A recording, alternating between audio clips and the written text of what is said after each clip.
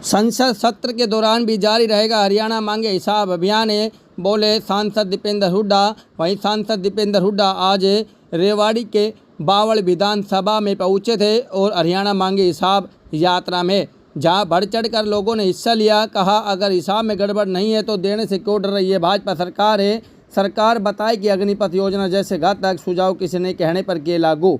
अग्निपथ योजना के खिलाफ संसद में मजबूती से लड़ाई लड़ेंगे और इसे खत्म कराकर ही हम आखिर में दम लेंगे।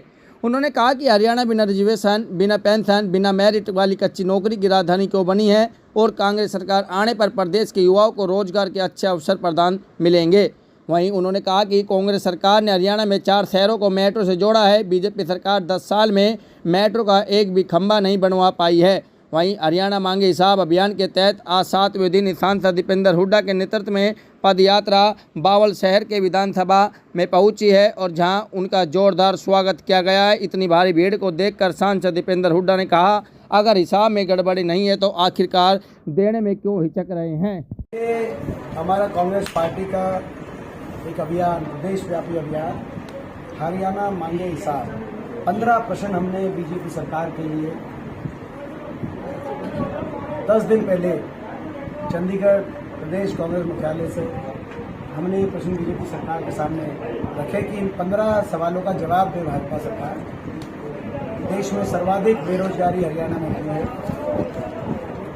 देश में सर्वाधिक महंगाई हरियाणा में क्यों है? देश में सर्वाधिक अपराध दर हरियाणा में क्यों है? सबसे ज्यादा भ्रष्टाचार और घोटालों की ये सरकार क्यों साबित हुई? सारे जन विरोधी पोर्टल और आइडिया पहचान पत्र हरियाणा में क्यों आए? गुजरात में एक भी पोर्टल आईडी क्यों नहीं लागू हुई? अग्निवीर कौशल निगम के तहत पक्की नौकरी समाप्त होकर और कच्ची नौकरी की देश की राजधानी हरियाणा क्यों बना? सारी कच्ची नौकरी जिसमें बिना रिजर्वेशन बाबा साहब के संवैधानिक अधिकारों को हर वर्ग से छीनते हुए पक्की नौकरी का अधिकार, उस पक्की नौकरी में आरक्षण का अधिकार, इसे वंचित रखते हुए कच्ची नौकरी बिना रिजर्वेशन, बिना पेंशन, बिना मेरिट के हरियाणा को राजधानी बना दिया। वो क्यों बनाया? भाजपा काल क्यों किसान का काल बन गया? 750 किसानों की जान गई। दलित और पिछड़ों की इतनी घोर अपेक्षा, जैसे मैंने कहा कि भाई पक्की नौकरी समाप्त, आरक्षण का अधिकार उन नौकरियों में जो समाप्त होगी वो साथ समाप्त।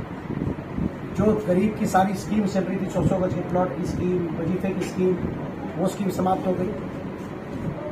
खेलों में नंबर 1 हरियाणा, आज नशे में नंबर 1 हरियाणा क्यों बन गया? ये सारे, और हर वर्ग को सड़क पे क्यों आना पड़े?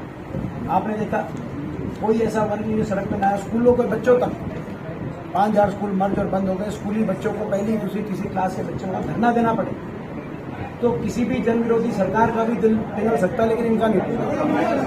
बच्चों से लेकर और बेटियों तक जिनको जंतर मंतर पे धरना देना पड़ा, उनको सिखवाना का काम इस सरकार ने किया। किसान से लेकर कर्मचारी तक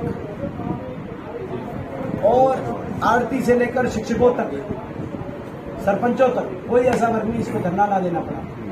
तो ये सरकार, और इस सरकार ने हरियाणा को विकास की पटरी से उतारने का काम क्यों किया? उदाहरण मैंने आपको बताया कि हमारे समय 81 किलोमीटर मेट्रो लाइन हरियाणा के 4 शहर को जोड़ती हुई निर्माण किया गया था, गुड़गांव, फरीदाबाद, बल्लभगढ़, भालगढ़। इस सरकार में एक खंभा भी मेट्रो का आगे क्यों नहीं बना? एक खंभा, हम नहीं कहते 1 किलोमीटर, हम नहीं कहते 1 इंच, एक खंभा। 10 साल में ये मेट्रो जो नोएडा से ग्रेटर नोएडा पहुंच गई, 10 साल में ये MRTS rapid metro, rapid rail transit system, जो गाजियाबाद से मेरठ पहुंच गया, जो अभी तक आ जाना चाहिए था, मानेसर होते हुए बावल आ जाना चाहिए था। IMT इसी रूपरेखा से आए।